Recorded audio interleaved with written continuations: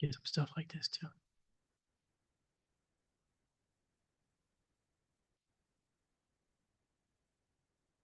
Talk about the tech after if you want. Send me a message after that.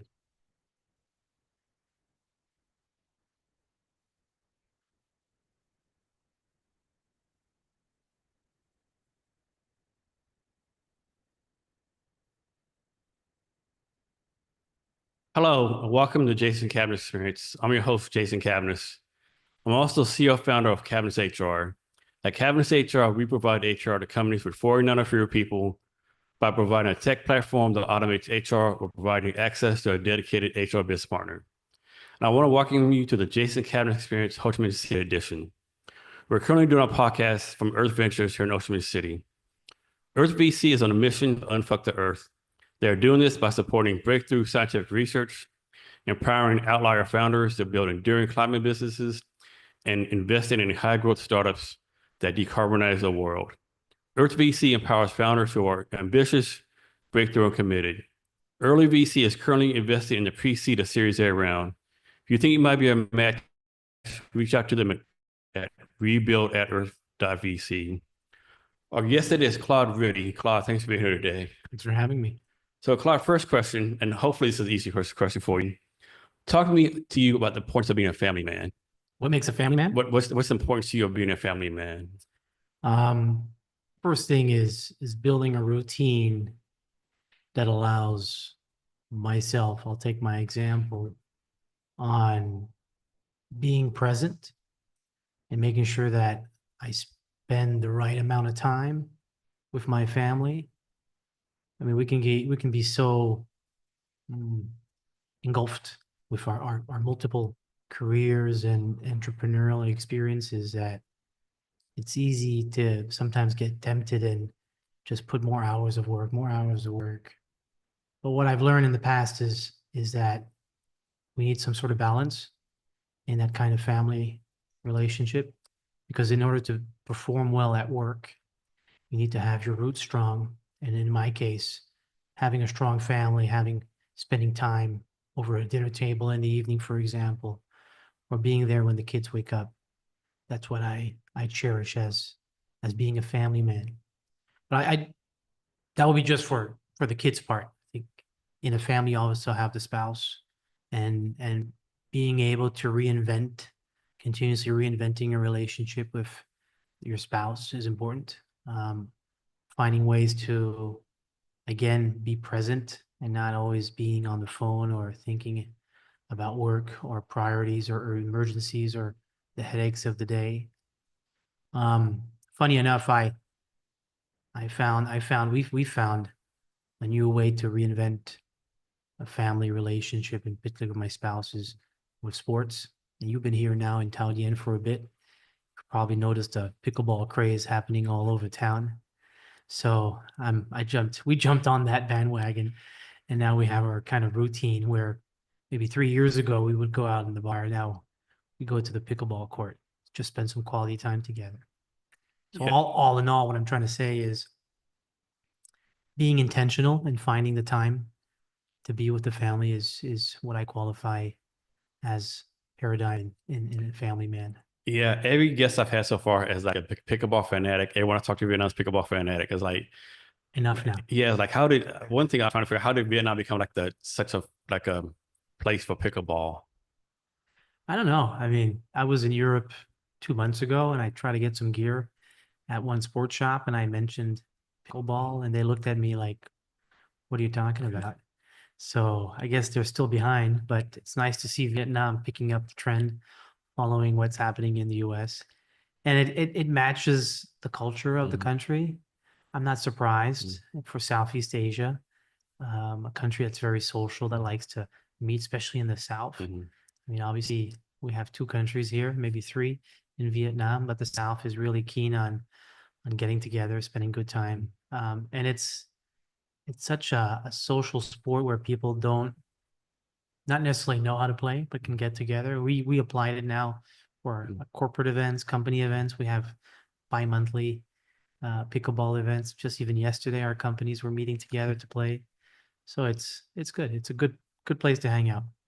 So as far as like doing the family stuff, do you have like everything like strictly scheduled, like Saturday noon to 5 family time, or just like everything happen kind of organically? Um, I'm, in order for me to spend that family time, I adopted a very early morning, so I'm part of that 5 a.m. club.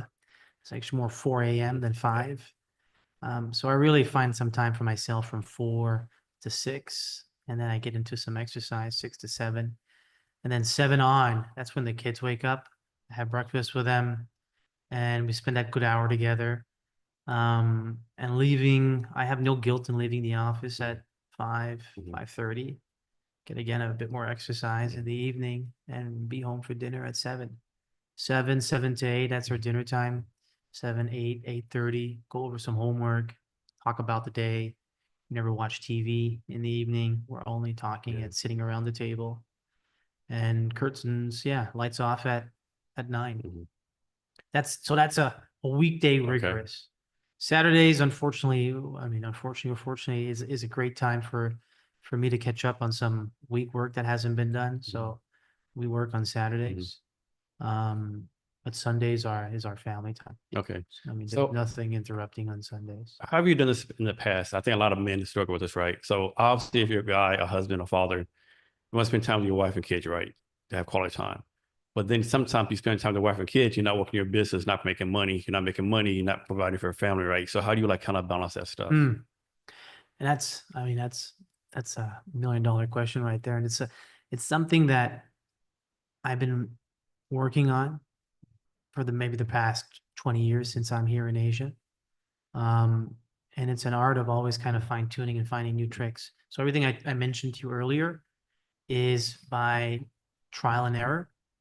And I think at the end also, if I'm well prepared, if I have enough time to schedule, if I have enough me time, and I'm in control of my day, and that control of my day, knowing what I want to get done, those top 3 activities, those top 3 intentionalities that I want to have at work, give me the freedom to be present when my kids are there next to me.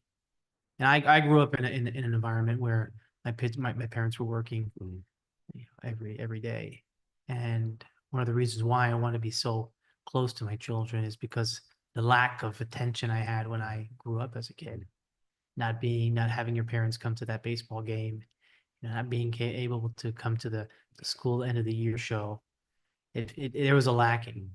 So, am I the best? No. Could I do better? Absolutely. But I think the willingness and trying and every year doing a little bit better. Like again, you're gonna laugh, but so now we established twice a week family pickleball early morning. I know it's that bad. So I get my kids out at from 6 to 7 in the morning, and we go all 5 of us. So my wife and my 3 daughters, and we go and play. That's again, it's we're creating a Yeah. routine so that well, at least we spend time Yeah. together. So how many kids do you have? 3 daughters, 3 daughters. I don't know. Are they like young, 10 and below, or 9, 10, 17. okay. So how do you think being an entrepreneur helps you like be a better role model for your kids? Like how do you think that present that life to your kids is going to help them out? Hmm. Well, a lot of the things that I learned in managing the teams and the companies, in a way, you kind of apply it to your family, and you end up putting in tools to how can we align better on our year objectives. So we established last year our family EOS, uh, entrepreneur operating system. Uh, So they're fully ingrained in the entrepreneur mindset already. That's well, good. That's good. so it wasn't on purpose to make them become entrepreneurs, but it's to give them a toolkit so Yeah. that they can be Like here's another option in life. very clear on what they want to get done and accountable. Because we say, like, you know what, I'm going to do that. And everybody says at the beginning of the year, let's do that. Mhm. But we don't find the time to sit down and to structure our thoughts, to put in place a real game plan. And we read a lot about planning, but what does it really mean? And having this kind of roadmap and toolkit that allows you to break it down. And if at a 10-year-old, you're able to have that clarity of what are you going to get done throughout the next 90 days as potential rocks to complete. It's just unbelievable, the performance of a kid. And those are lessons that still adults, maybe in their 40s, 50s, and maybe sometimes 60s, don't know how to harness.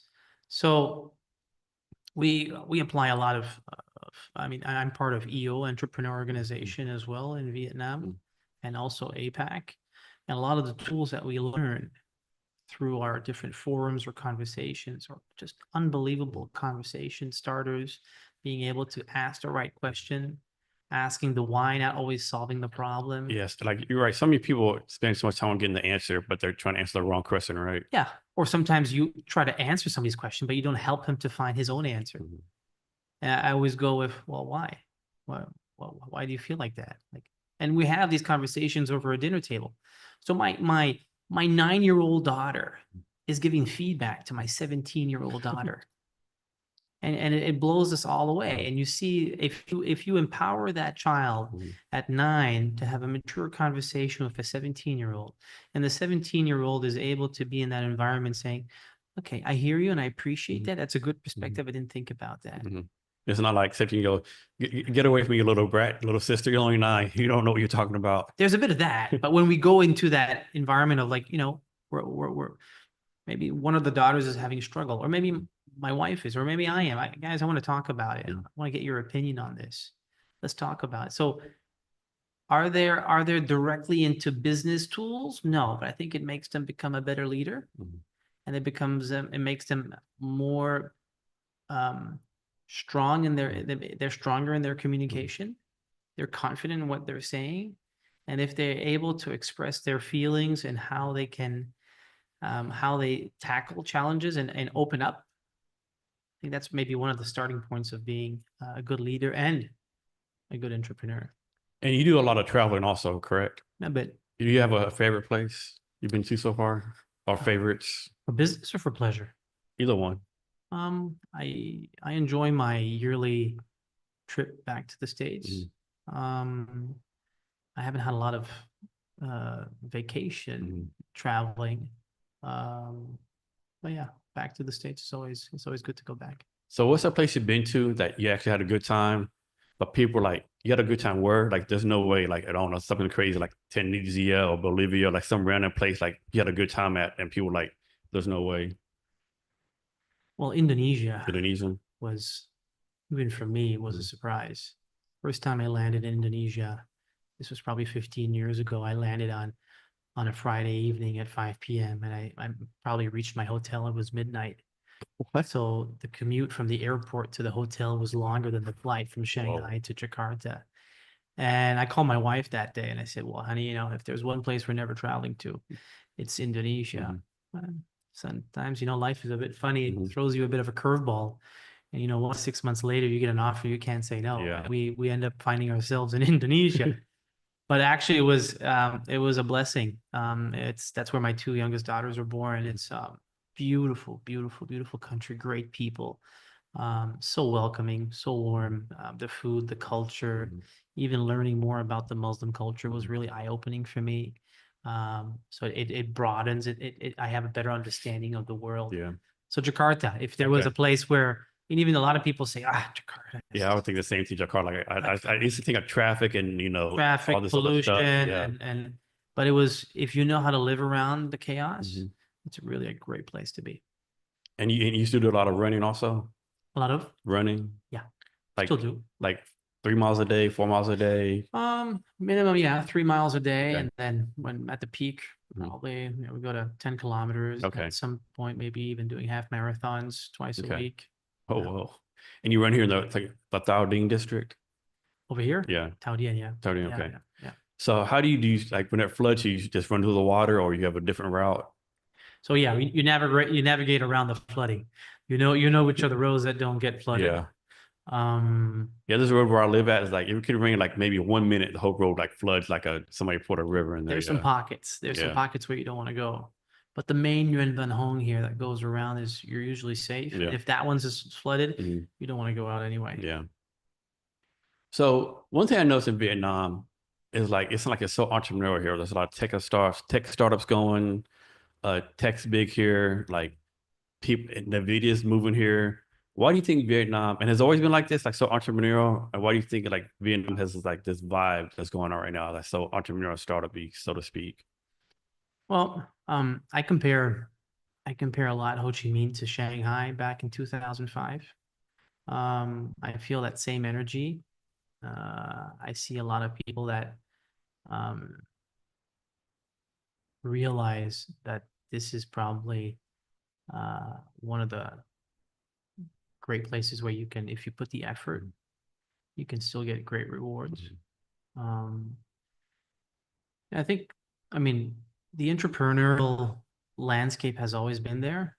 I've been hearing a lot about great foreigners coming in.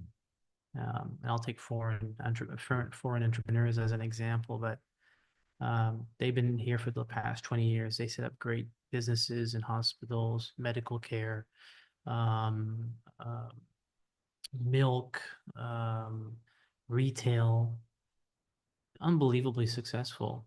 And that hasn't really changed. In my ecosystem, I see a lot of companies and people building their um, own systems, own companies. Um, More tech obviously now because a lot of the outsourcing on the tech has been moving, and Vietnam has a good reputation. We have obviously Philippines and Thailand and Malaysia and India, but Vietnam seems to be quite productive on the tech side. I have a lot of friends in my ecosystem that are in tech businesses, and they're doing very successfully either in Hanoi or here in Ho Chi Minh. So let's suppose there's somewhere in another country, we say France, United States, Britain, maybe Kenya, and they want to come do business in Vietnam. What advice you would have? What do you have for them? To start a new Yeah, business, here. I think they need to really understand the market and what is the purpose. Is it for domestic or international?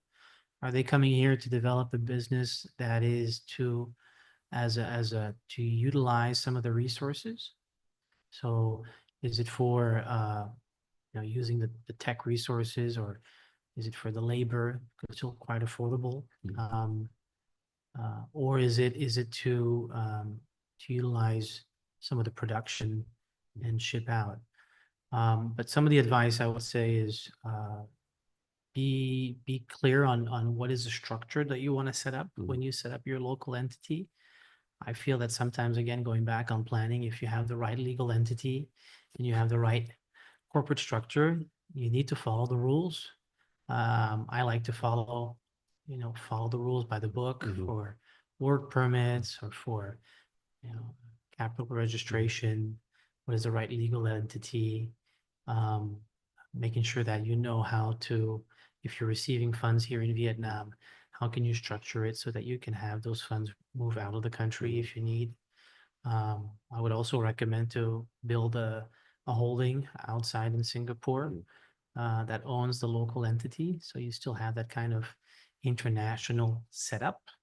Um, I'm not too confident in having 100% fully owned local entity. I think it's good to have some branches on the outside. Um, Working with a good accounting system, a good accounting services. Yeah, I've heard like the Vietnam account is like kind of that's a little bit different. You better get your stuff right. There's a lot of paperwork that has to be super clean, super organized.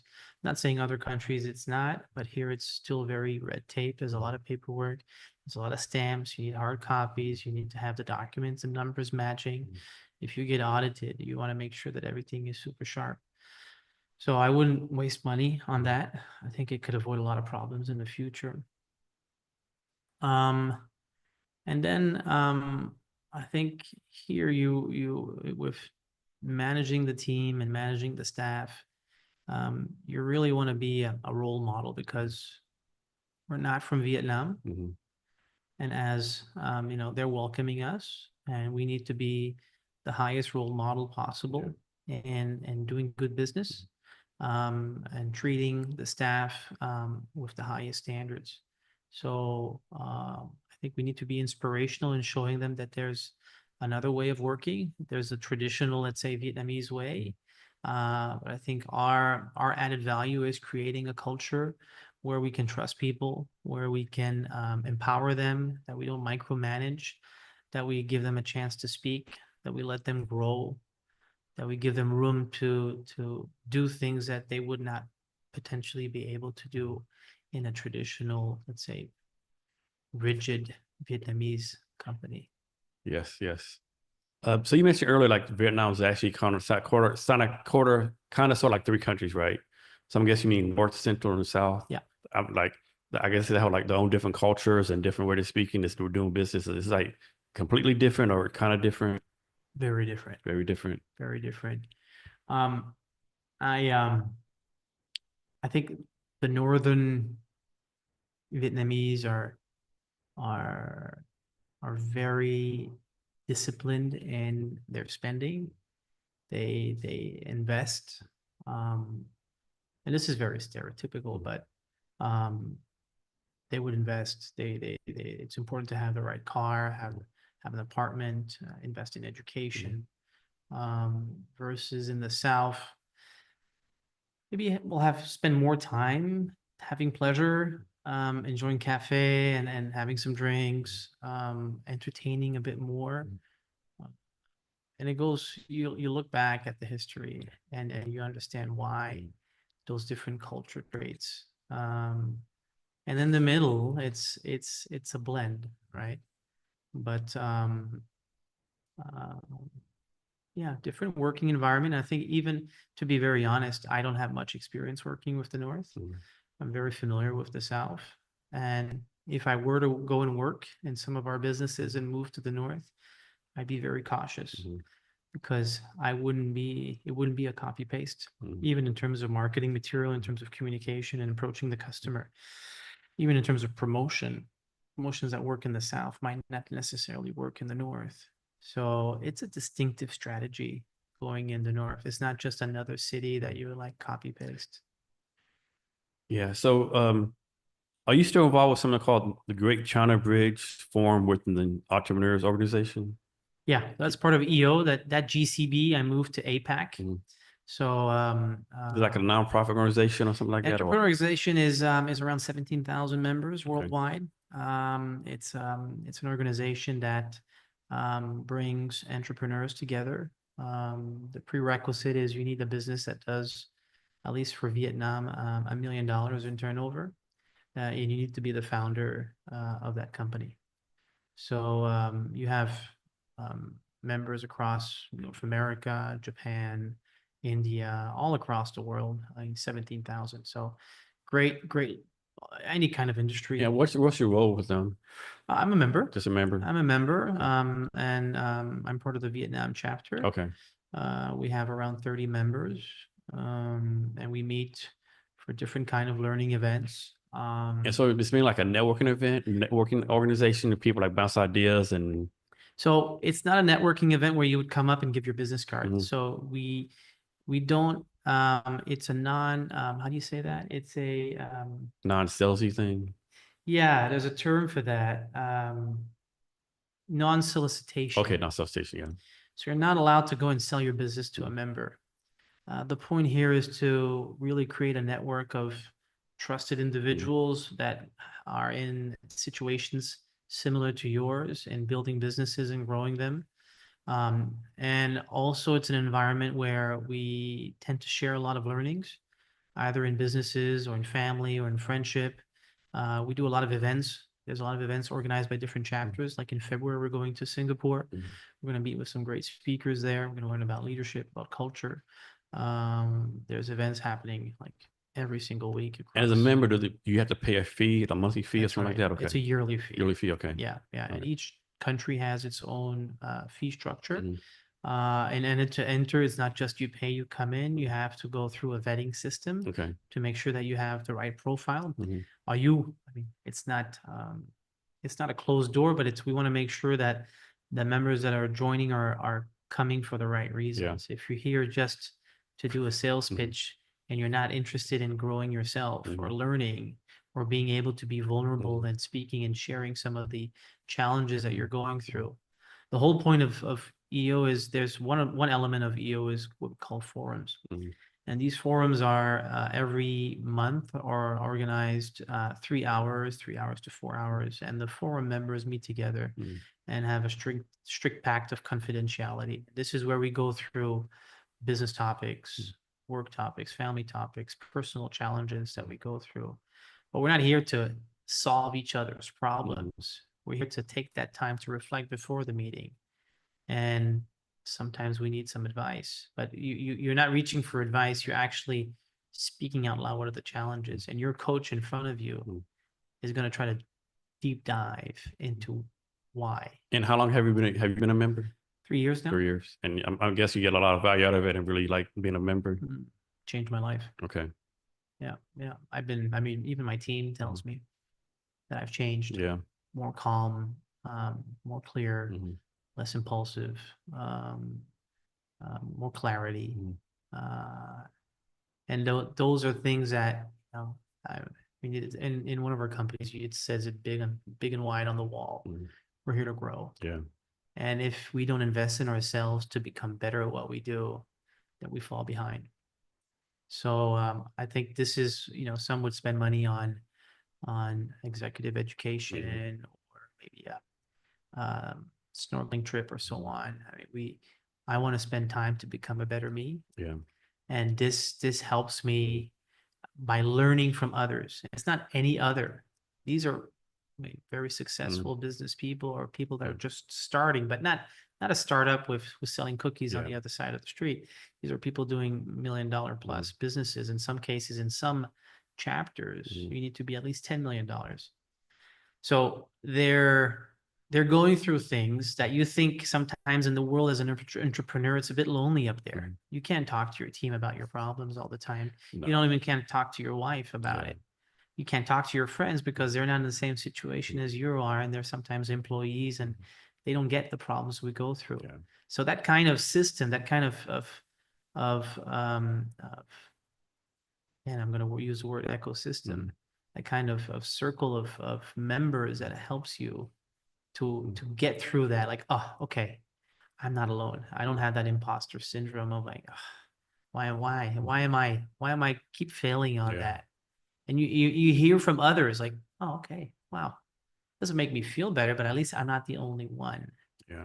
And I can get through it. Why do you think so many of us struggle with imposter syndrome? Well, first of all, you have imposter syndrome. You think you're the only one who has it. Then you learn to know everyone has imposter syndrome. Like example, I use, I don't know if you follow the Olympics, but there's a young lady named Suni Lee. She won like an Olympic gold medal for gymnastics 2020. And she won because somehow involved didn't participate because she had the hurdles done right. And Suni Lee said like, she didn't believe she deserved the gold medal because the other lady didn't participate. Like, what do you mean? You won the Olympic gold medal for Olympics. Doesn't matter who was there, who wasn't there, right? And it took her like a year to finally get over the imposter syndrome. I'm like, man, if this Olympic gold medal has the imposter syndrome, like what hope do I have, right? So I think it's something I struggle with. Yeah, I mean, when it's a muscle that you develop, and the beginning you're like, it's impossible for me. I mean, am I really good? I mean, the way people react, sometimes we overreact to signals. Yeah, overreact, overthink, overreact, and add stuff what they said. And did they really say that? No, they didn't say that exactly. You're adding words to it, and that's right. So it's like meditation. It's always kind of being aware and saying, come on, Claude, why are you thinking like that? Come on, take that out. Let's keep moving. Let's focus. Those thoughts that you're having are not really helping. They're not constructive. They're pulling you down. Let's focus on creating value. Let's go back to the family. Let's spend some quality time. Or if there is something that's really bothering you, then let's write it down. Let's do some journaling. Let's talk about it maybe with my forum. But in many cases, I doubt. Doubt is normal. But I don't let it bring me down. It's going to be a half second. Maybe it could be a half day. Maybe it's 3 hours, 2 hours, 1 hour, 10 minutes. But it goes down. And as you work that muscle of reminding yourself to be present, to make sure that you don't fall down, get into that rabbit hole of I'm an imposter. I'm really not good enough. Then you start moving into positive thinking. And that's a whole new ball game that I'm starting just to discover now when you get into that positive mindset. So they say that you're the average of 5 people around you, right? So how do you make sure you have the best 5 people possible around you? I think I said that same quote last night, word for word. And I live through that quote a lot. And it goes again to I would feel guilty back then when I wouldn't be able to catch up and reach up with a lot of friends. But in my routine, for example, I spend a half an hour every morning to reach out to some old friends. That's not because I feel guilt and not being present with that friendship, but also I know that I really want to spend time, most of my time, with people that I look up to. And I'm still a yes man. I still unfortunately say yes to too many things. And that's something I'm working on. But I do want to I try to say no and be selective on the people I want to meet, the people I want to hang out, the people I want to do business with, because it sometimes the temptation of doing too much and meeting too many people brings down your attention. And I'm able now to say more no to saying, look, or no. I say no to not following up with people that I don't think are bringing any value to my circle. So how do you handle this, right? I'm totally making this up, right? Suppose you have someone you know, and I suppose like they ask you for something 5 times, right? And you do it, nothing too big, like 5 times you do something for them, like kind of minor stuff, whatever case may be, and you add value to them. But then you need something from them, and they say no. And then a week later they ask you for something else. Are you like, ain't no fucking way? I did something 5 times, you told me no the one time I needed you? Or do you like just okay, value, value, value, give, give, give? So I enjoy giving. I enjoy giving probably more than receiving. Um, and I'll probably have buffer where, you know what, maybe he's busy. But at some point, if there's nothing coming back at all, I'll draw a line and say, okay, I see where this is the kind of relationship that we're having. I'm not expecting to get back, but I'm expecting at least some sort of appreciation or reaching out or saying, you know what, that helped a lot. And you can pretty much make a decision really fast. And where I'm really happy is I get calls from friends that we don't talk to in maybe 2 years or 1 year. And or I can make a phone call out of the blue 2 or 3 years later, and they'll answer the phone and they'll say, hey, Claude, how's it going? Like, what do you need? I got you. That's the kind of relationship we build. I called a friend yesterday. We didn't talk for maybe a year, and I needed a reference check on somebody that she might have worked with. Done. 5 minutes. She checked. Bing, bing, bing. It was done. She knows that I know I can count on her. She knows she can count on me. And I think, but we need to do the first step. Yeah. If you do the first step, you do it once, you're not expecting anything. And if he needs something, you come back. I rather give first and ask or push the envelope in giving first. If I see that there's a minimum courtesy of saying, you know what, thanks, appreciate that, boom, then let's continue that relationship and see how it goes.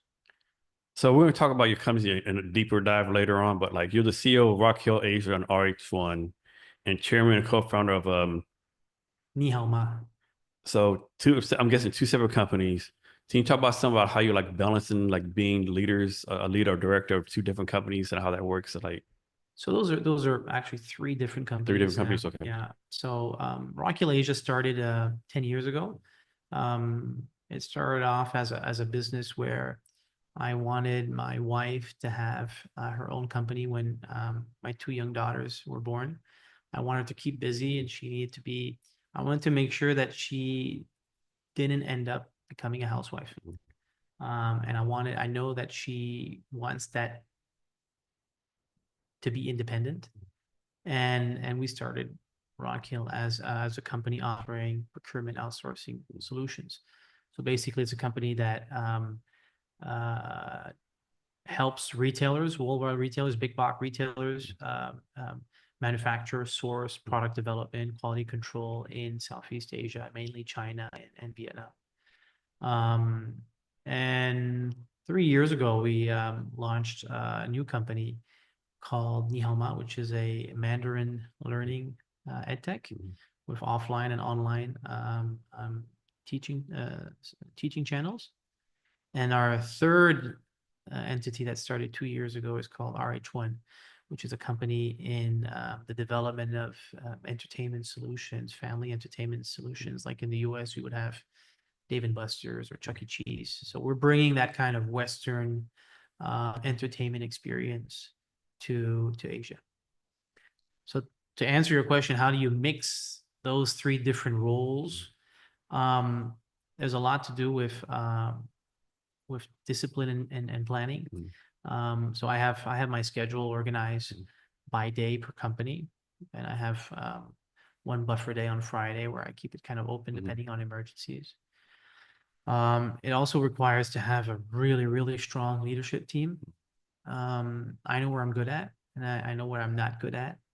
For each of these companies, there's a head of operations, which is really driving the day-to-day, which allows me to work on the strategy. So when we're working on when we're executing just at the beginning of 2025, we're already looking at 2026. Yeah.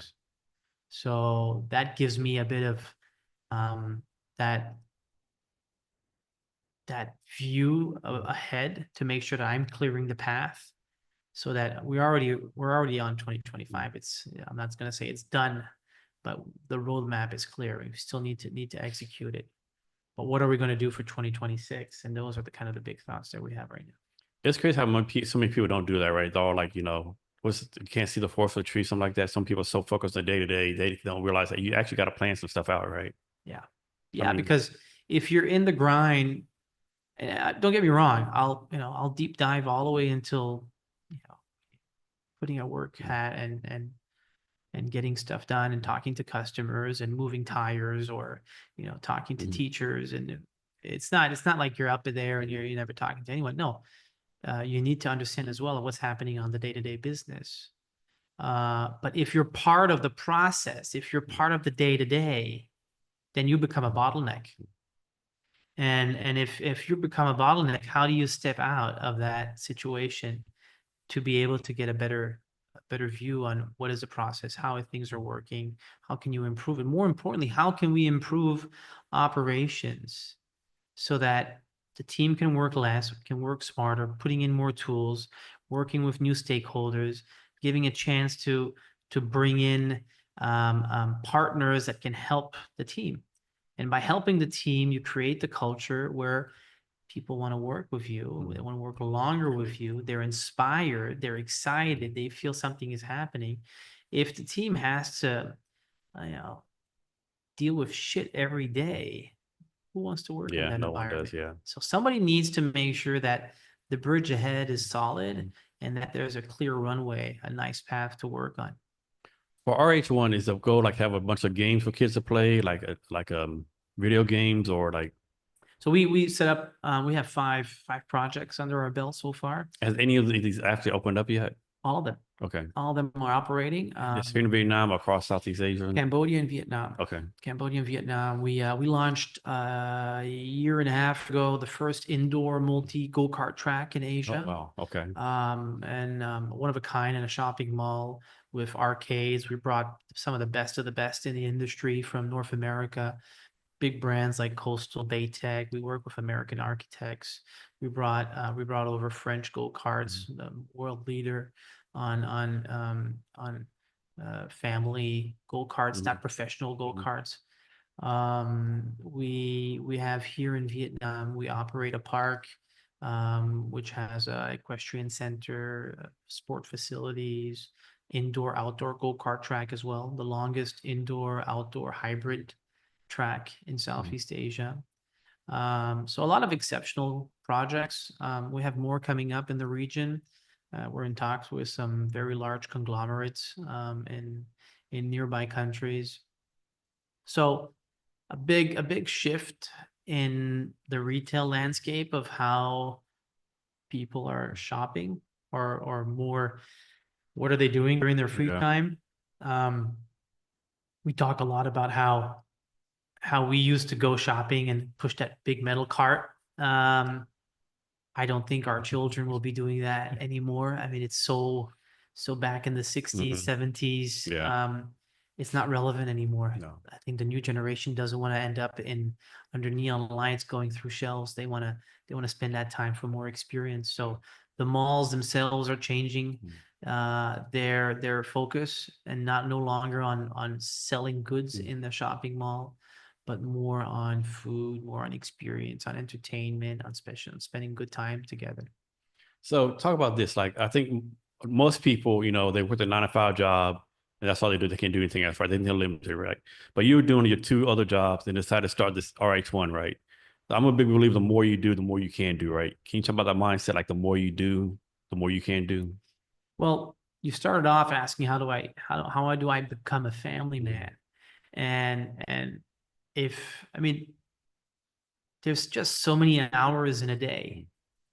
And as much as I would like to spend more time with the family, but I would like to spend more time with the company, every meeting that I have, every conversation I have is more and more to the minute.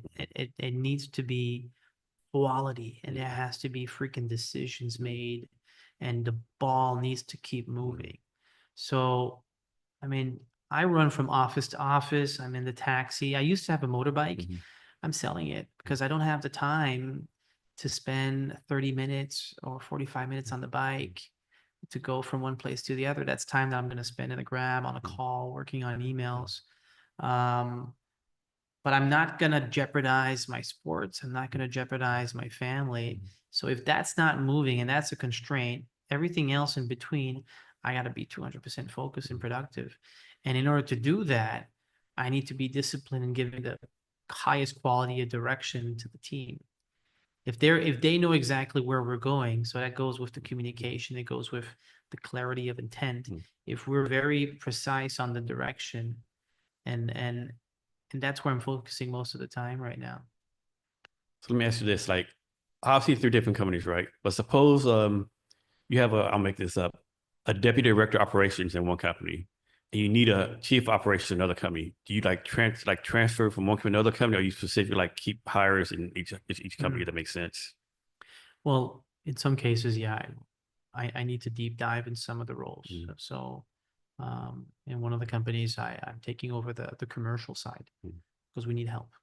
We need help, and I need to understand what's not working.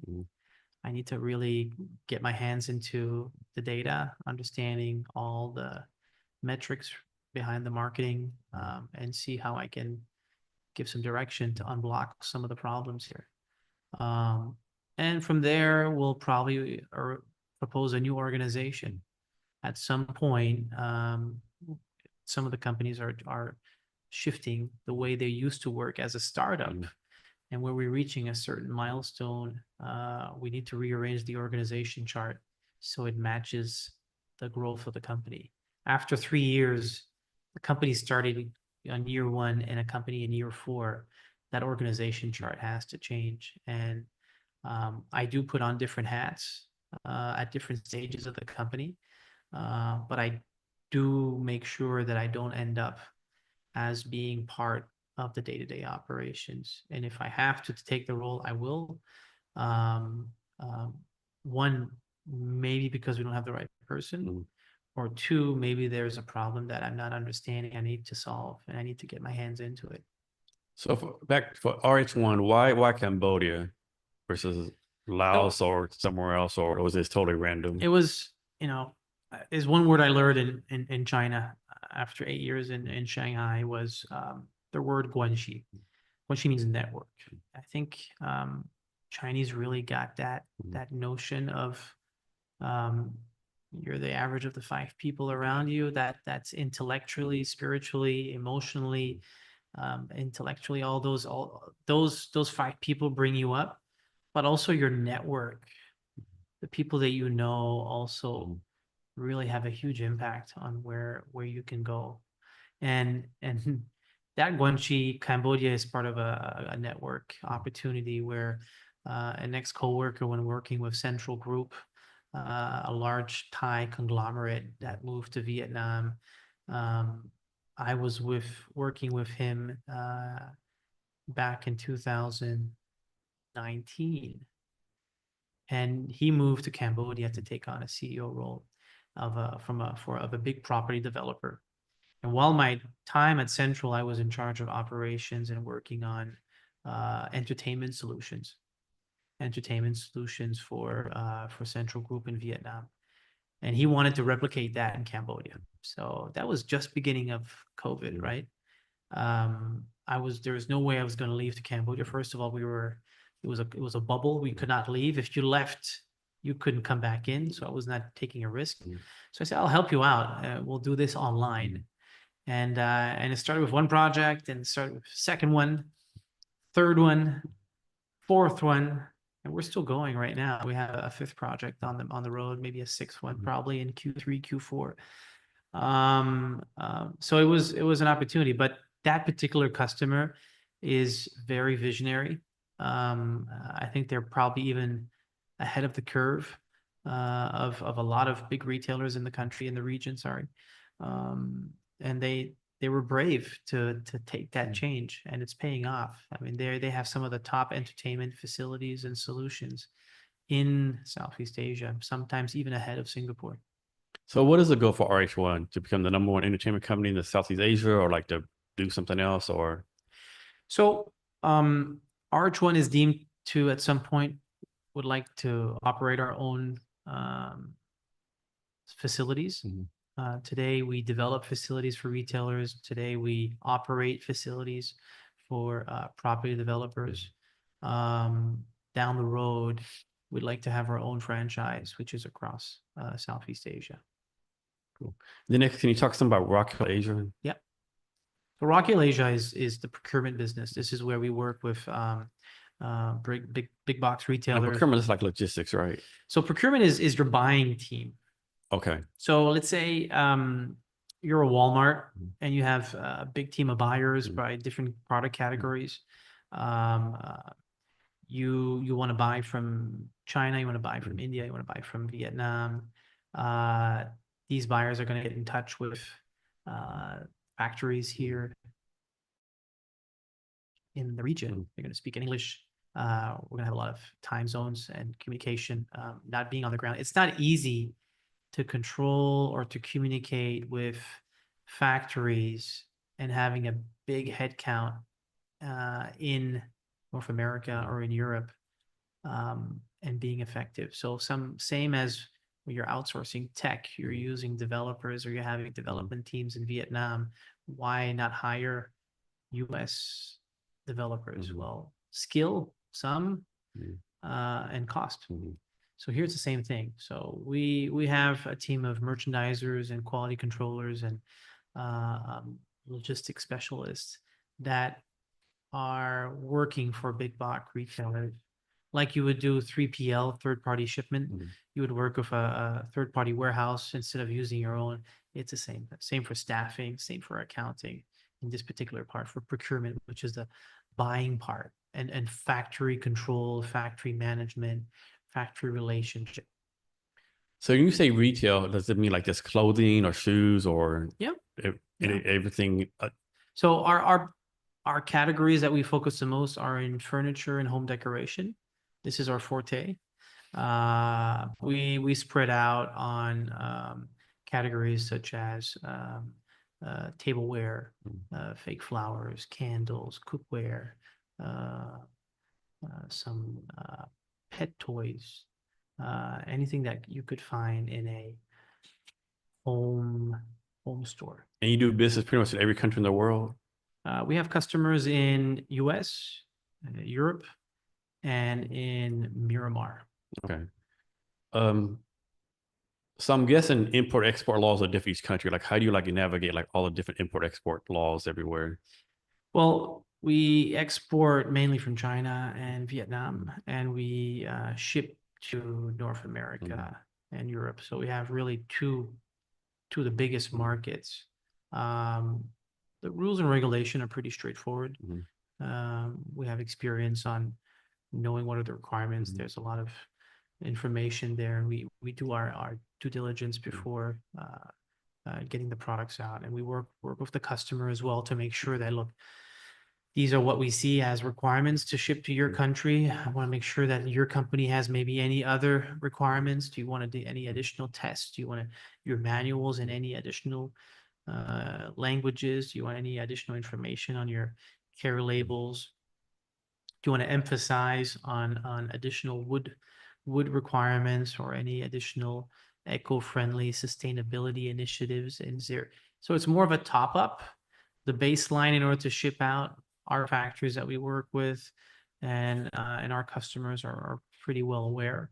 This is not the first time they do import export, but it's more about how can we create a bit more value to that particular product that we ship out. So how does this work? I think a couple of years ago, I think in LA, it's a big port in the States, there was like some kind of strike, right? So all these ships were backlogged. Yeah. So how does it, like, when it happens, like, is that on you to try to fix it? Is it on the company to the States, or is that a combination? And because obviously that's out of anyone's control for the most part, right? When people Yeah. go on strike, how's that work? Yeah, we work on, so there's different Incoterms. We work on an FOB basis. That means that our responsibility ends when the merchandise is on the boat from the departing port. Okay. The customer will take So responsibility. once it leaves the port in Vietnam, then you're like kind of like, That's right. Yeah. Okay. So we hand over our documents. You have, we hand over, we have a packing list, we have a commercial invoice, we have all the custom clearance document. Based on that, our job is over. okay. Quality control has been done, quantities are there, payment has been received. We're good to go. Some customers, or some clients would work on CIF, meaning that the merchandise has to be delivered to the port, and that's another issue. But we had the same situation where the Houthis in the Middle East Yeah, I were remember that. attacking. Yeah. All the pirates and stuff. Yeah, so that shipment leaving from Vietnam had to go through Cape Town. It was really like it was extending by another maybe 20 days. Nobody's really responsible, right? And I think customers understand that. And if they were to penalize for geopolitical situations, I think it wouldn't be fair. And those are customers that we wouldn't want to work with anyway. So how long has Rockhill Asia been around? 10 years. 10 years. Yeah. And obviously, like, you're never happy with where you're at. You always want to grow faster, be better. But are you pretty much happy where the company is right now, like as far as growth and how it's come from the beginning? Never happy. Yeah. Never happy. There's always more work to be done. We have a very ambitious 2025 plan. We've been through a lot of hardship over the past 3 years, a lot of structuring, a lot of investment, building the teams, building the systems. I mean, there's one company that's been running for 10 years. That one's doing very well. But the two new ones, there's a lot of effort and sweat and tears that have to be in lifting those two up. But looking back, I mean, we're very grateful on where Nihal Mai is, for example. We really have a large base of customers today. We have a good reputation. But again, a lot of opportunities to do much better. RH1, here again, a lot of challenges, tremendous. But I mean, again, we developed 5 unbelievable projects in the past 3 years. And there's so much more to come. And we're continuing to invest on tools, on systems as well. So I think my reflection and my thoughts to that is sometimes it's good to slow down a bit. But then you also know that if speed is if you slow down, you lose momentum. Speed is everything. Yeah. So you have to kind of play with the throttle because the team can't take on so much, I mean, heavy pushing. Either you invest in better teams or more tools. You add headcount, you add systems, but you need to train the people to go on the system. So that takes a lot of effort. So all this, it's really navigating and fine tuning the path as we go about we want results, but we got to maintain the team. We have to help them to get the right tools to be more efficient, to not work crazy hours. They need life. They need a good life as well. They need to be happy. How can we make sure that they have the right environment to come in the morning? If I tell my team, if you guys wake up one morning and don't want to come to the office, then I'm not doing a good job. Yeah. We need to make sure that they're smiling, they're happy, because they represent our company to the customers. So how do you handle this, right? Let's suppose at any one of your companies, like, and suppose you know some one of your teams like is kind of struggling with something, right? Do you like get personally involved with it, or you just let them figure it out on their own, or something like a combination? Depends where we are in the organization. I don't want to micromanage, and I will definitely give time to whoever the head of operations or the person in charge of that department to work and to propose some solutions. If at some point after that there are no results, then I will need to get involved because it needs to be fixed. So for your three companies, like, do you have like I'll make this up again. Like, do you have like one person assistant, one chief of staff, all three companies, or does each company have like a executive assistant, like chief of staff each company? Yeah. So we established last year a group team. So this is part of Rockhill Group, RH Group, RHG, where we have our group HR, and she will see all the human resource executives in each company. I have a group financial controller who is overseeing the different accounting teams in the three entities as well. And we have our group strategy and business development. So she will be helping me on driving those plans and working on the new customer, the new partners, the new relationships that we're building, while at the same time being with me on strategic and maybe, let's say, task force that we need to go on to solve periodical challenges, or where we need to deep dive because the team needs help. So that's where the whole group team will jump in, and we'll make some noise. We'll come in, we'll reorganize, we'll get some weekly meetings in, some task force meetings, and pull the shit back up if we have to.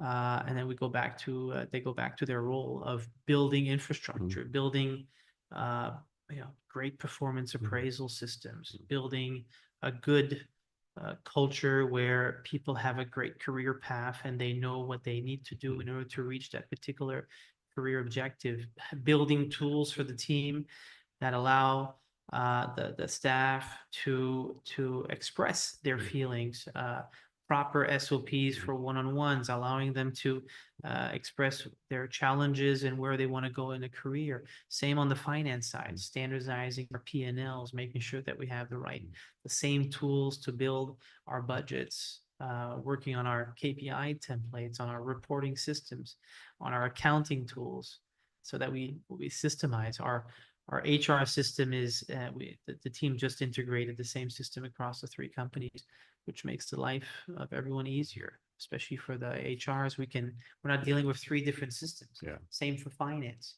So it's all about making it easy for the team to do a better job, to do repetitive tasks. AI is a big topic that we want to get into. We're looking into hiring a specialist of AI. And that's a new role, right? I mean, you would never think about hiring an AI specialist in any company. Yeah. 3 years ago. No. But now with all the automations coming in and all these, we're educating a whole group of people. Even 6 months ago, I was having a conversation with one of the guys, one of our sales guy, and he came out with his piece of paper out of a meeting, and I was like, wow, what are you going to do now? Well, it was 6:30. I'm going to go back home and I'll send him an email tomorrow. I was like, wow, if you used Firefly, you would have recorded that meeting on the spot. you would have the meeting minutes done. You would have probably sent him the meeting minutes before he reached home. Now what's going to happen, you're going to go back to the office tomorrow. You're going to probably miss half of the conversation with him.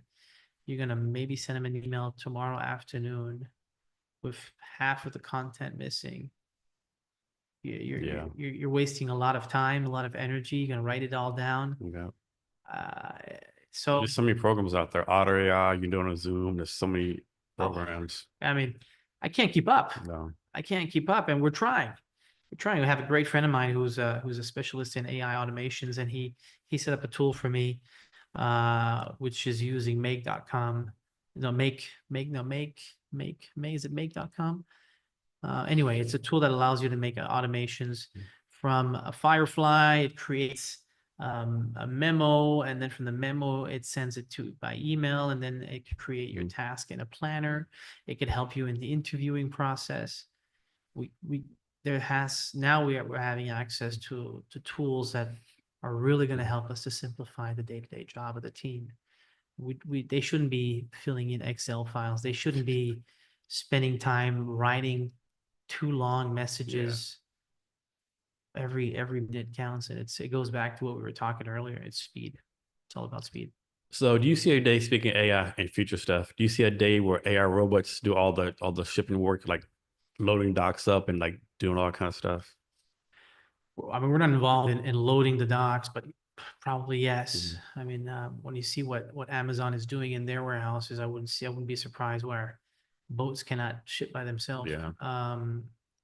But on our side, I think it wouldn't be on the labor side. It would be more on the speed of analytics and being able to digest more information faster. So I'll give you an example. Let's say QC reports. If we could have a system that allows us to go through all the photos and to be able to send a report automatically to the clients, that's quality, that's service, that where the customer will receive faster with less headcount. I don't need to have 10 people doing that.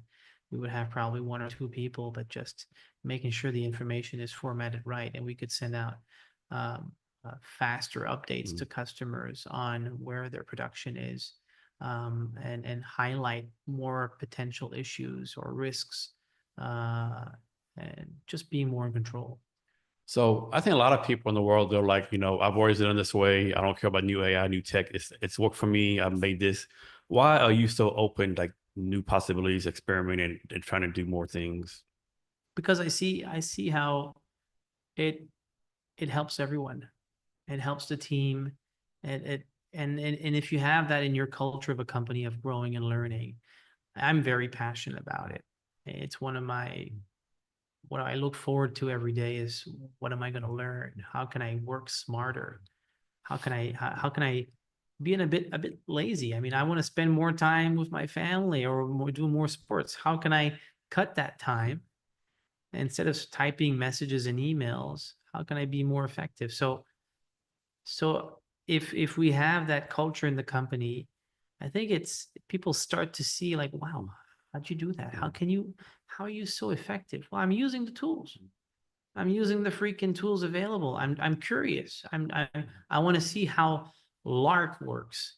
Like a friend of mine sent a message on a group chat, like, I've been using Lark. The first thing I do, I'm going to go and check it out. I checked the video, like, what is this Lark? Yeah, I mean, looks pretty similar to Outlook, but maybe I don't get it yet. I need to do a bit more research. I want to make sure that I master some of the best tools out there, so that I can then kind of share it as well with the team, and they can be more efficient.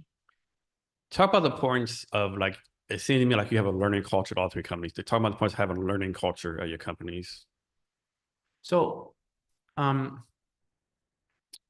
our KPIs, every team member is responsible of teaching their peer. Everyone has something to teach, and everybody's eager to learn. So we encourage the team members to share about their particular department. And these departments and these trainings are reviewed by the rest of the company. So it's not just one of these, like, I'm going to tell you about HR. We're going to talk about your pay slip. It's good, But if there's no room for feedback, then it's just another presentation. So everybody will get feedback on how their presentation went. So it allows everyone to be a bit more intentional in making sure that um, they're going to get a good score. You want to come out with a 5 out of 5. So people present them and prepare them well. And it's a great area as well to work on your public speaking, to be able to have confidence in speaking to others in English sometimes, in Vietnamese, when there's no foreign staff. But in our each year 2025 plan, training, learning, be it for sports, be it for tools, be it for interdepartment specific skills, there will be a part of that, because the number one feedback that we get from our teams are they want to learn. They if they're coming into a job and they're not learning, they're going to leave. And nobody's going to stay forever.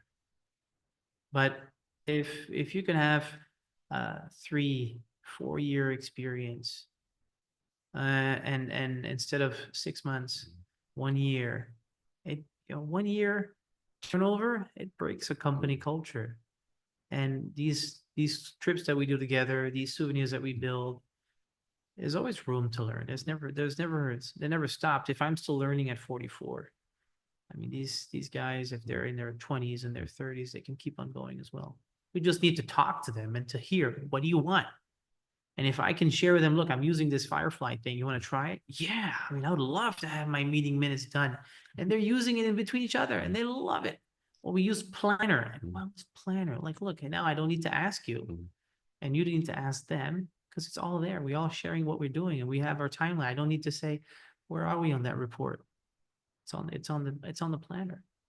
Remember this meme from a few years ago? I think it was on LinkedIn, Facebook, and the meme was like so this employee asked for some money to do some training, right? And the CEO was like, well, what if I pay for this training, he leaves? And the CFO said, what if you don't pay and he stays? You know, so I think he had the right mentality, right? Like everyone's gonna leave eventually, right? But what can you do to add to their value to your company? I think, And it's, if you have the good intention, you're doing good. I mean, I taught my wife is the CEO of Rockhill Asia. So, and our greatest joy is to see how people grow within the organization. We talk about, like, you see how she changed. You see how she's evolved, how mature she is. People talk about it, even between the teams. Like, oh yeah, she's so she's changed so much. Her friends, even on one-on-ones, they will say, yeah, my friends tell me I've changed a lot. And they're happy. They're happy. They feel pride. And you can't get that in just about compensation. You can get the best pay, but if you feel like shit or you're not valued, why you want to stay there? So, I mean, we take great pride in seeing team grow at every single level, be it young and we hire a lot of interns. We like to start from, grass up, and some are just like diamonds. Like you would never believe how they can be so hardworking, so disciplined, so mature at 22, at 23. I mean, we talk about Vietnam, but Vietnamese women in this country, they are so hardworking. They hold this country.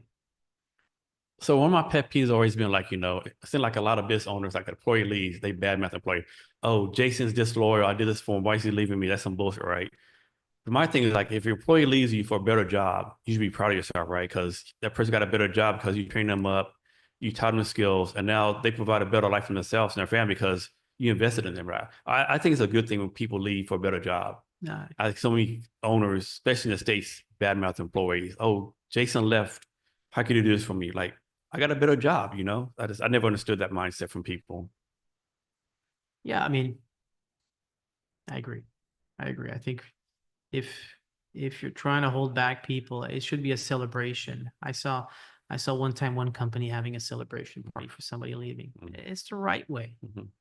It's the right way. I mean, congratulate them. I'm still in touch with team members 20 years ago. Why do you want to destroy I a think all the good will relationship. that person is going to do for your company, right? It's like if you have a free brand ambassador for life. That's right.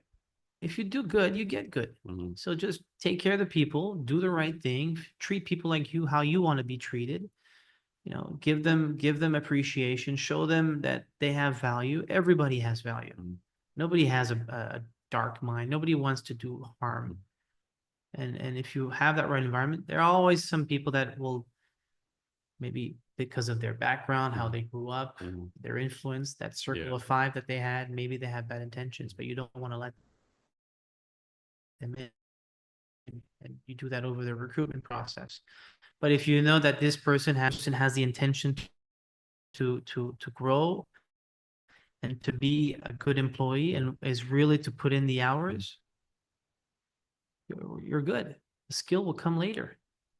The skill will come later. Yeah. I had this her name is Kan, um, young intern. She comes in. Fiona was doing the interview. I walk in. She says, "Hi, I came in for an internship." I ask her, "What do you want from us?" And she said, "Well, I want to grow. I really want to learn. I want to get the best practices. I want to see what I can deliver. I want to show that I'm capable." So, okay, you're in. Mhm. That's it. I don't need more. If you have the willingness to put it in and to get out there, and she's been amazing. Yeah, that's another pet peeve of mine. Like, do you really need 10 fucking interviews to hire someone? Like, are you kidding me right now? Like, And get out of here. it's the same thing for giving a raise. Yeah. Do you need to wait a year to give a raise? Oh, Do you need to wait for the person to come and ask you and say, "Oh, by the I way, hate that boss," shit. right? I didn't give Tom a raise. He didn't ask me one. Are you kidding me, right? You don't. Seriously? It's like you're shooting yourself in the Yeah. shoe. The person is doing a good job, then promote right away. Yeah. Don't wait. It's like high fast, but take your time to promote. Yeah. What is that? Promote as fast as you can. I mean, obviously you don't want to promote every month, Yeah. but if the person is really kicking ass, give Yeah. a bonus. Or if the person is showing unbelievable commitment, don't wait for the Yeah. probation coming Yeah. up. I mean, obviously, you don't give someone a raise because they come to work on time every day, but Yeah, yeah. So if the person is having a 1 year contract in November and you're in August, if you're happy, then let's do it now. yeah. It shows that you're not calculative, you're not like counting your pennies, and you gotta give if you want to get. Yeah, that's so true. You gotta give if you want to get. So for the language school, is there like a target age y'all going after, like 5 to 8 year olds or? So we started off as a very wide, and we started off for our children. My wife is Chinese, and our three daughters, we've been struggling to find quality Mandarin learning in Asia. There's a lot of mom and pop And you shops. speak Mandarin, I'm guessing? I get around. I get Okay. around, but Good enough. the goal was when I was in China, I could negotiate with factories. Okay. But the goal here was really for our children to Mhm. equip them with a third language. I know they learn Vietnamese also since they're in So Vietnam. English, French, and Chinese, Okay. trilingual. And we started off with a very wide age group, because we thought that if we're in a country that you don't speak the language, you need to make sure that you have consistency. If the school finishes at 12, my 17-year-old, what happens? She can't learn anymore. So if you only do 4 to 12, or what happens to the older kids? What happens when they are 13? So we wanted to cater a wide age group. We've realized last year that we need to be a bit more decisive on our target market. And now we're shifting for our offline centers. We have an offline down the road in front of BIS, over 2 floors, 800 square meters. It's probably one of the best located, good looking centers in town. And this is catering for young age, so from 4 to 12. That's where parents need a physical teacher, a real person, in-person learning. And then we're shifting our online for teens and adults, where teens want flexibility. They want to be on the move. Parents don't want to go into commute, or adult students, they want to go into commuting. They want flexibility. They want to learn on their phone. They want to see your teacher from China teaching you, or Taiwan teaching you Mandarin in the palm of your hand. So we're shifting our target market based on the medium, and that's where we are today. Yeah. Okay. So from your point of view, is doing business in Vietnam, Southeast Asia different from doing business like in Europe, United States, or another part of the world, or is business? Well, I'll tell you frankly, I haven't done business. I haven't worked Mm. in France or in the US. I've been my whole career has been in Asia. So 8 years in China, 4 years in Indonesia, and 8 years over here. So tell a story. So what part of the states are you from? Florida. So how did a quote unquote Florida man end up in China? Can you tell that story? So I grew up in Florida. My father was in the restaurant business. We moved to Louisiana. He got into the horse business, moved to New Jersey. And at the age of 10, I moved to France. And then I moved back to the US for my university studies. I was living in Hawaii. I was trying to be as far as possible from my parents because they would ask me to come back and work on weekends. So if I said, if I can be on the opposite side of the world, they won't try to bring me over to work at one of their restaurants. But yeah, just curious about Asia. Always intrigued about Hong Kong and Japan, Taiwan. I had an opportunity to visit one of my father's friends in Shanghai.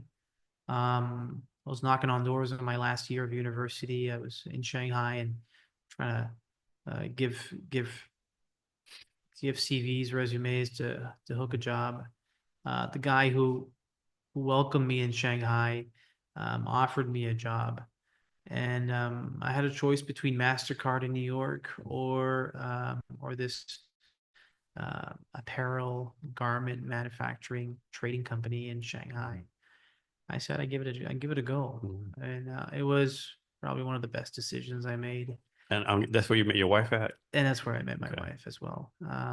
But 2005 in Shanghai, it was like you would just bend over, and cash was right there. I mean, it was nothing was impossible. I mean, well, foreigners were very welcome, were appreciated. There was still nothing. You would go on road trips in Zhejiang and Jiangsu province. There was just KFC as the only foreign food. The roads were still being built. I still remember these 8x8 highways. Like, I was thinking, what the hell are they trying to do here? Why are they building so big? They were just so visionary at that time.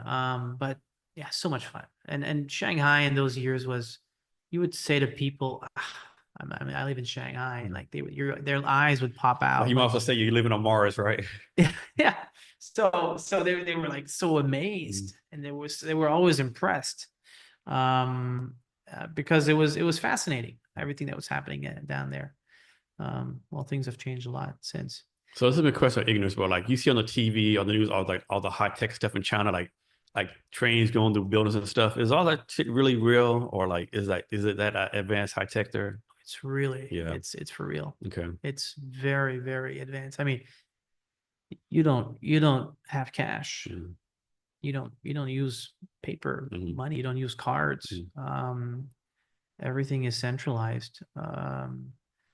The subway station. I mean, we just got our first subway line 3 weeks ago. It goes like maybe 5 miles or something like. Yeah. Yeah. The number of lines that they have in Shanghai or any other city in China. No, this is real. I mean, they're really there. I think, and even more there than we think. Yeah. Because those little snippets of videos that we see, there's much more to the eye that we can't see. So you mentioned this earlier. You talk about being curious. Talk about the points of being curious. Curious about anything, life in general, learning new things, just being curious as a lifestyle, so to speak. Well, I'm not sure. I think I just like to, when time allows, to try new hacks, to be to be able to get more out of the day. And that curiosity comes from, you know, finding new tools, finding new hobbies, trying new things. But yeah, curiosity is yeah, I'm not sure what else to say. Okay. So you have like a pretty diverse background, a lot of multicultural experiences. Yeah. How has that helped you be a better person, better businessman? Well, I noticed in when working with different cultures, Indonesians, Vietnamese, Chinese, Thais, Cambodians, having American, French, Chinese, understanding all these different nuances. A Cambodian will be very different to work with than a Vietnamese, and the style also with an Indonesian. I think it's helped me to be a bit more patient with people and trying to read and understand why are they doing that, or why are they understanding a specific message or point or email, or how would they talk to a particular customer? How do they react in a situation of stress?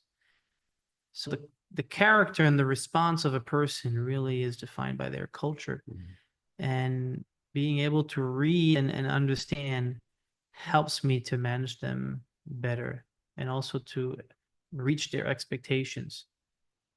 What are they expecting from the company? How do they want to be treated? What ticks? What is important for them? And I think there's a lot to learn from Asia that can be applied in North America. And having that patience to read people, having that sense of understanding, and if I was fresh off the boat from Florida and coming here, I'm not sure I could be as effective now as if I was 20 years ago. That 20 years of experience accumulates, and it takes a lot of practice, and managing in this environment is time over time. You fine tune the process, you see what ticks. And again, 20 years, the people from 20 years ago, the young team of 20 years ago isn't the same as today. So as you're adjusting to culture, you're also adjusting to a generation. So it's a matrix at the end. So your cultural shift, your cultural understanding of the people is never fixed. You're always kind of fine tuning the new generation. If I would be managing the Vietnamese team here, the young team, the same way as I would be managing the Shanghai team in 2005, it would be a disaster. Because in 2005 in China, nobody cared about work-life balance or work from home Friday. They wanted moolah. They wanted cash. That was only, and don't get me wrong, here they want money too. But they want not just money. They want to also have Don't enjoy life. good life. In China, it was just about making it happen. It was a sacrifice of a generation, no matter what. But there was a lot of integrity issues as well. A lot of integrity issues in China. Whereas here, I think we're a bit more careful on who we bring in. Not saying we're perfect, but I think now, because the core team is so strong, we're able to have each other's back. And it's not only my eye, but it's the eye of the core team and the head of departments, that they know this person, we have maybe a bad apple that we need to take care of. And you say you go back to the States once a year? Yeah. Is it like a business, personal, vacation combination? Like you take your family with you? No, I go by myself. I go to this convention every year in Orlando called IAPA. And I take some time to see some family. I drive down to South Florida. I end up in Deerfield. I go to my favorite place and have some nice short ribs and a nice cold beer. How often do you have family and friends visit you over here? Quite often. We have at least let's say three visits per year Mm, from family from the US or from France. And it's always nice. We're really, yeah. really grateful to have friends visiting. It's always amazing to see, uh, um, you know, give them to get a chance to see what we're. Not everybody's into it. I mean, Yeah. it's a lifestyle, right? It's not for everyone. And don't get me wrong. I think at some point maybe I'll be tired of the chaos. Mhm. I think as you get older, you kind of want to go back to your roots, Mhm. or you want to balance it Yeah. off a bit. It takes a lot of energy out of you. Mhm. All this Yeah, it's a lot. buzz, all It's a this lot, yeah. noise, 24-hour all buzz, yeah. Something, 24 yeah. hours. I mean, The energy is everywhere, yeah. it's exciting. But you still gotta sleep, It's right? invigorating, Yeah. but at the end, also sometimes you just want to, go for a walk in the Nice park. forest or in a park or just sit down next to the beach. And where are you from? Texas. Texas. Yeah. Okay. So let's suppose someone comes here to visit you for the first time, a family, friend, or whatever, you know them for a while. Yeah. They came in for the first time. What are you taking them to go see? So our traditional route, I tell them to come for at least 2 weeks. They would land on a Saturday or Sunday. Show them around Ho Chi Minh, D1. And then we work during the weekday. So either they do some visiting on Monday or Tuesday, but I try to put them on a flight to go up to Hanoi to walk around Hanoi. And then we meet them on the second weekend in Da Nang. I like to show them around Da Nang. We go down Hoi An. If they want, they can go and visit Hue, bring them to Bana Hill. And then they would continue maybe a few more days along the beach and then they come back to Ho Chi Minh, continue to visit around Ho Chi Minh, Chu Chi, or they can go to Mekong. They can take the boat to Vung Tau. They can do some museums, and then we'll do a second weekend. The third weekend together. And most of the time they'll fly out, on a Saturday or Sunday. So you got your own tour guide thing. I have my freaking Excel file ready. I can copy and paste it, and I got the hotels listed. I got the kind of itinerary rolled out. You have an option of Halong Bay if you want to go, depending on how many days. So yeah, and I'll get them sorted with a local travel agent I have here. So it's really easy if they're a family of 5. Give me the passports, and I'll book all the flights. Tell me your budget. I'll get them a SIM card here, and then off you go. Yeah. If you had to pick like one tourist thing for someone to do, like they can only do one tourist thing, what would it be? Was it like Da Nang or Ho Chi Minh City or like Halong Bay or I like museum? Hoi An a lot. Yeah. I like Hoi An a lot. That's up in North Vietnam. It's in the center. Middle It, center, okay. What are they known for? It's a 45-minute ride from Da Nang. It's a UNESCO heritage Oh, wow, okay. city, town, not a city, a town. Beautiful with lanterns in the evening. It's like the danger with these places is the more it goes and the more touristic it gets and the more less authentic it is. Yeah, that's my favorite place so far. Then if it wasn't for a family and if it was a bunch of guys, I would go on a bike trip, motorbike trip into the highlands, north of Dalat. I would ride through Pleiku, through Bon Matut, going up the old Ho Chi Minh Trail behind Da Nang. That's a 1,000-kilometer ride. Just amazing. I rediscovered Vietnam on that trip 3 years ago.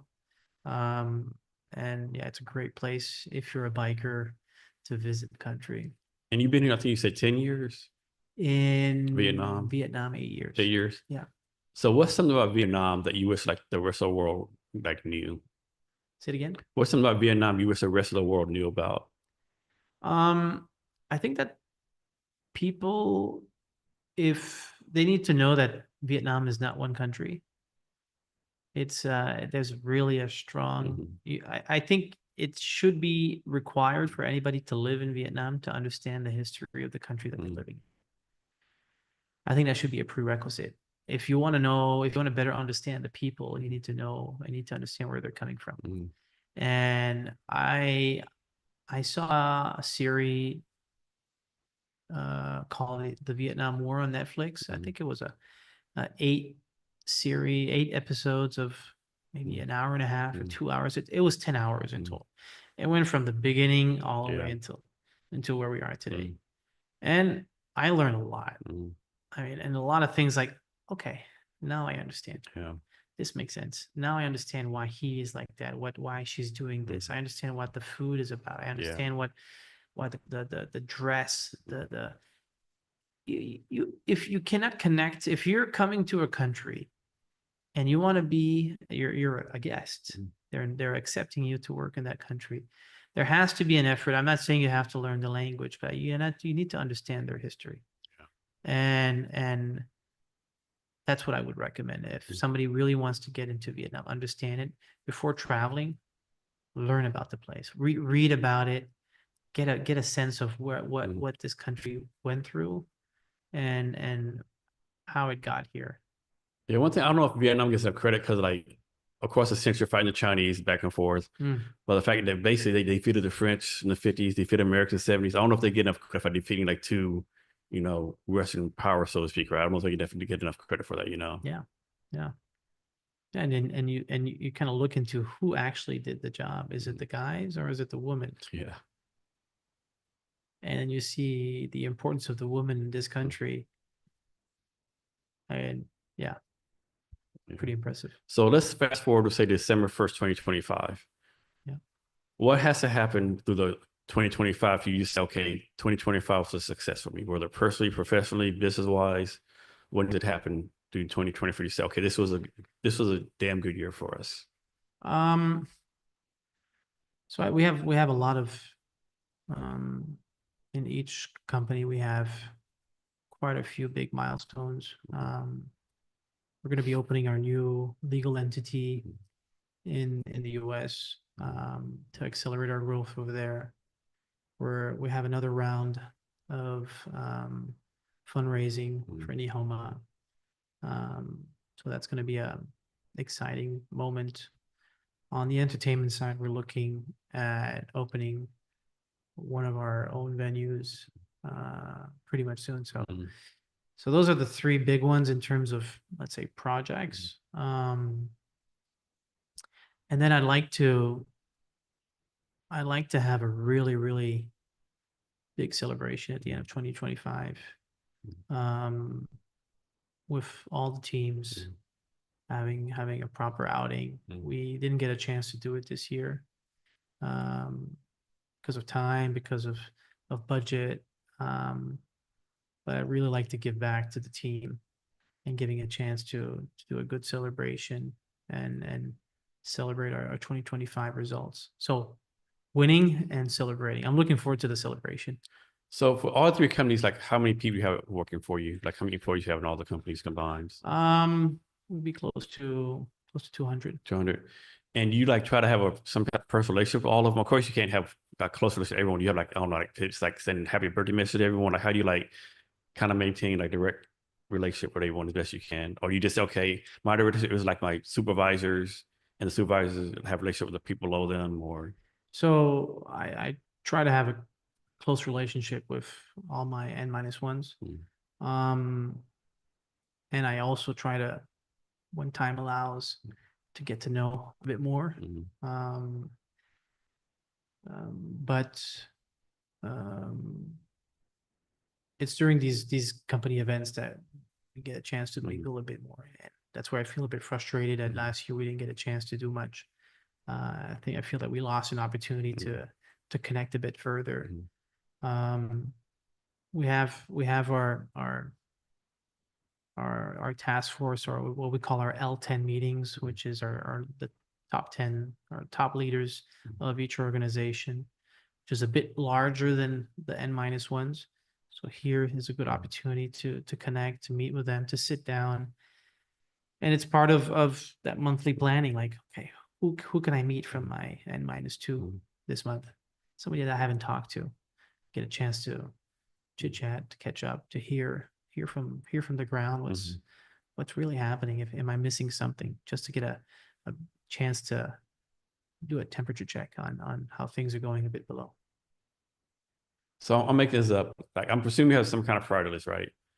Please have a priority list, or let's say there's 75 things on there, right? And you knock out 1 through 10. But let's suppose, and of course they move up and down, but suppose there's something that has always been number 70. Last 3 months, this number 70 hasn't moved. Do you like, okay, obviously it's not important to me, let me take it off or delegate it, or do you like keep it on there until you get rid of it? I'll keep it. Okay. I'm having a hard time Okay. I'll keep it, because if I wrote it there, I mean, it was There's a reason, right? Yeah. unless it's no longer relevant. Okay. And it's been on the bottom of the list for so long that Okay. that thing is no longer an issue.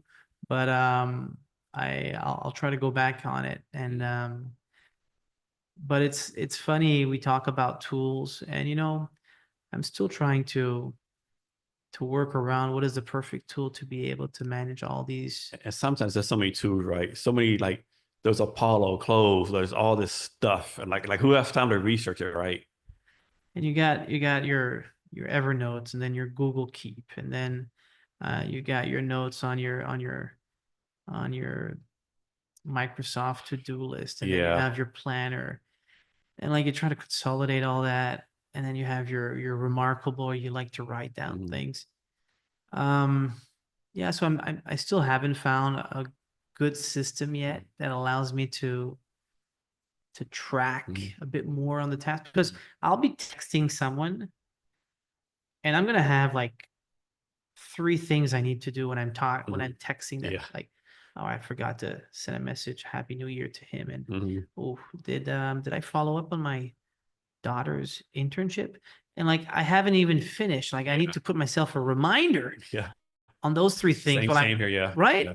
So, and that's why I was kind of wondering if those AI kind of pins that they have, Yeah.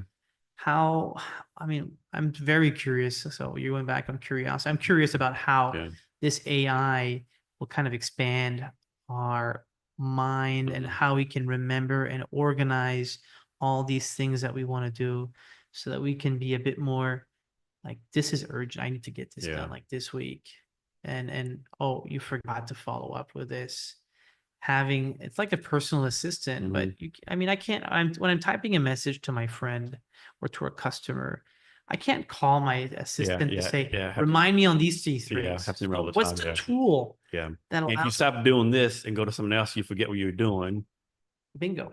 So I still haven't cracked the code on that. And I'm very curious, again, to go back on curiosity, how that, if so, you talk about the bottom on the list, I think that would be on my top list on how can I make sure that I can tackle as many tasks in a day and get them out of the way so I can do more. Yeah.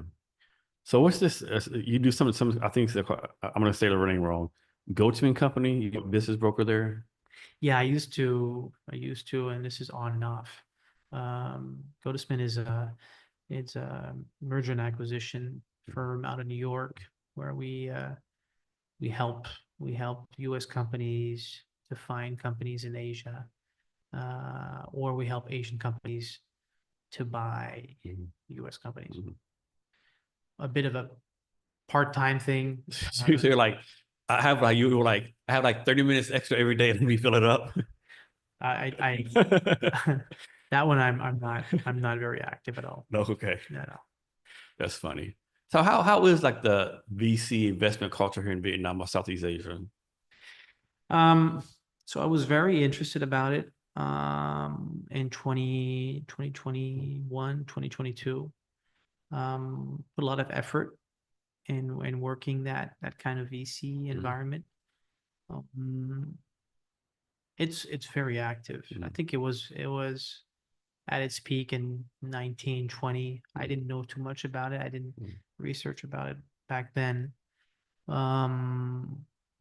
I feel that it's maybe kind of fading off a little bit. It feels like cash is not that easy to disperse anymore. The LPs are a bit more cautious.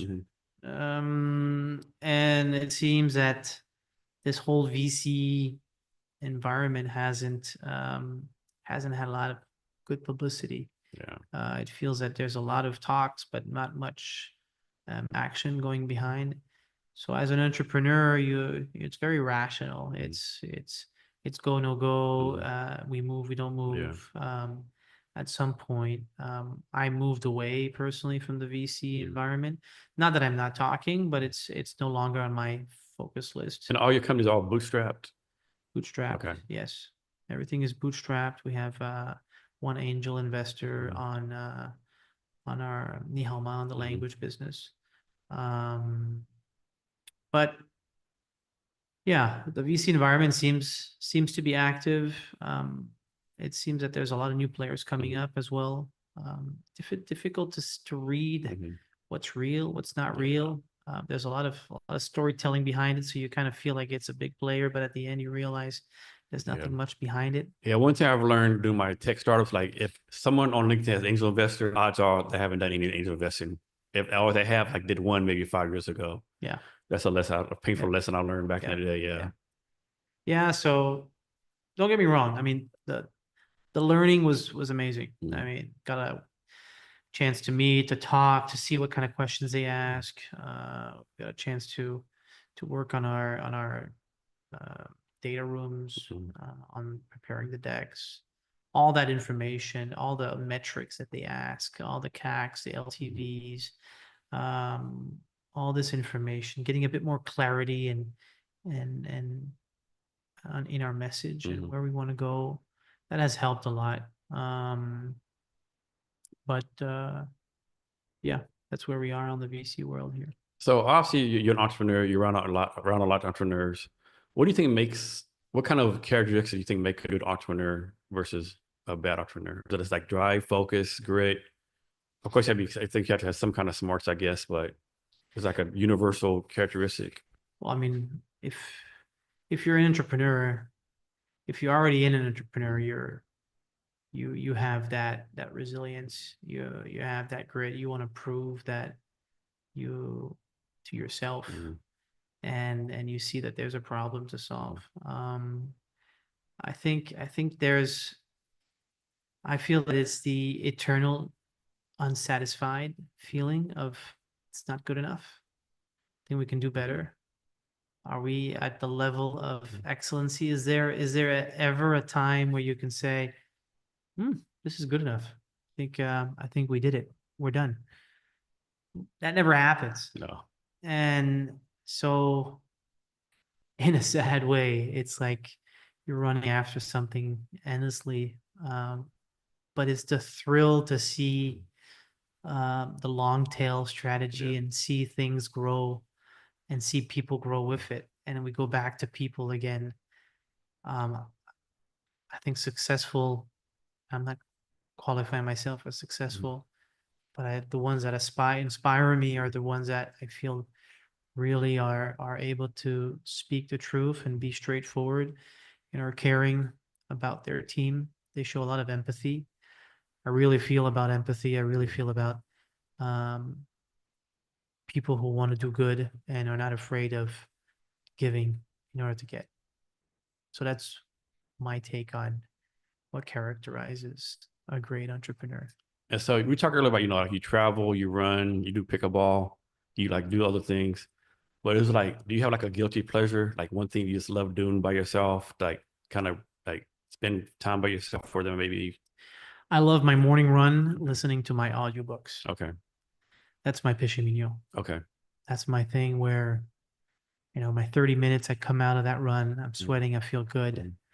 I'll do a session of push-ups and I'll listen to these great speakers. My last one was Daniel Meyer, I think, from Unreasonable Hospitality.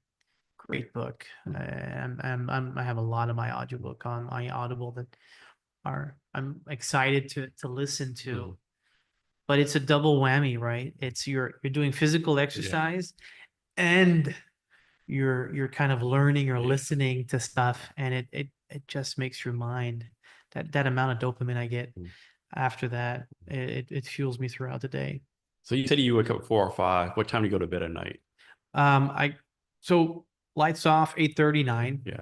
So a lot of people say, "Oh man, you wake up so early. How do you do it?" No, well, I'm not. I go to bed early. Yeah, I'm not gonna. I'm not waking. I'm not saying for midnight or 1 in the morning. If I don't have my 7 hours, Yeah. So I'm that's your thing.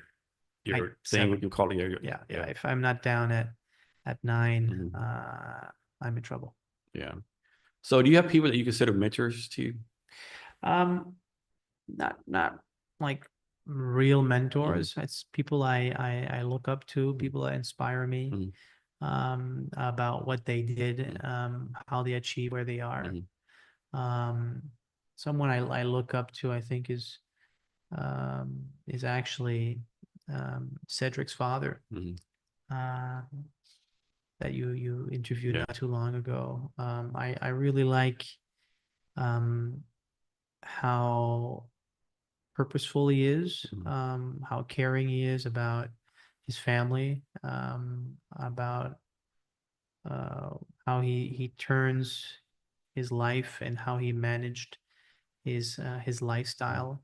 I I feel that he's very generous. He's caring, and I try to learn Yeah. from people like that I inspire from.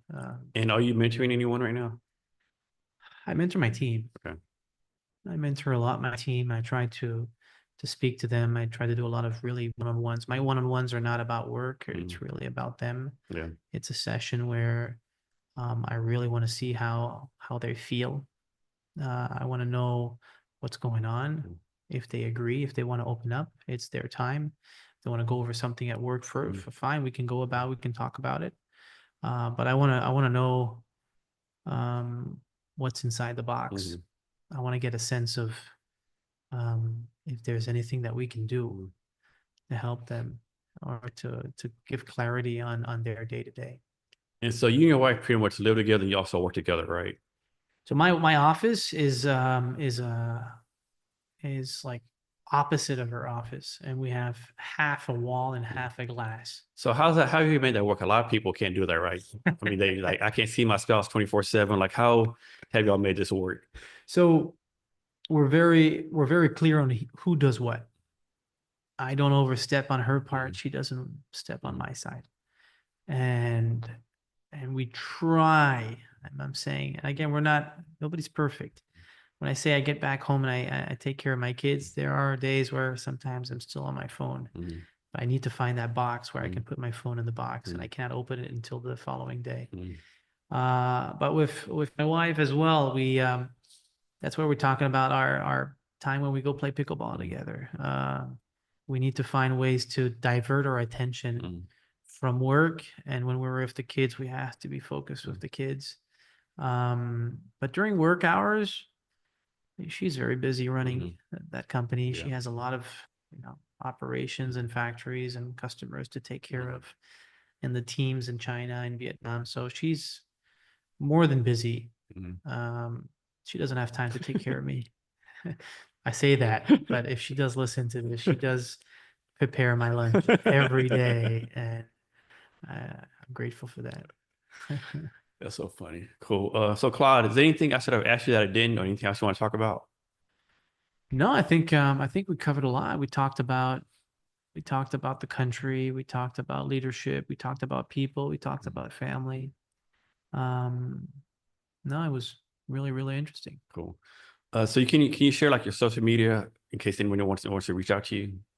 So anybody can reach out to me through either my email Mhm. or a phone number. Probably you'll give it under the comment Yeah. page. Or reach out to any of the companies, rockillasia.com Okay. or rh1.co or Nyama, middle line mandarin.com. Okay. And so obviously we talked about a lot of stuff, but last thing, can you give us any advice or wisdom or anything you want to talk about?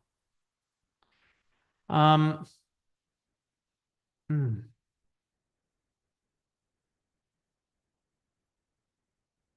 I'd say the only thing, I mean, and we talked about this during the whole How many hours is it now? like almost 2 hours. 2 hours? Time flies when we have Sure. a good time. I'd say find a way to build a routine. I would encourage people to find a good standard routine where they can get as much benefit for themselves first, and then family. And then funny enough, you put business last. Because if you're not solid mentally yourself, and you don't have your loved ones close to you, you don't have a solid family that is loving and caring and is doing well, then business is meaningless. So your health is the most important, and then followed by, a caring ecosystem, a caring circle, and business will be fine. Claude, thanks for your time. I really appreciate it. Thanks for having me. Thanks for listening to the Jason Cabinet Experience, Ho Chi Minh City Edition. If you're working to unfuck the earth, Earth VC wants to talk to you. Thanks for your time, and remember to be great every day.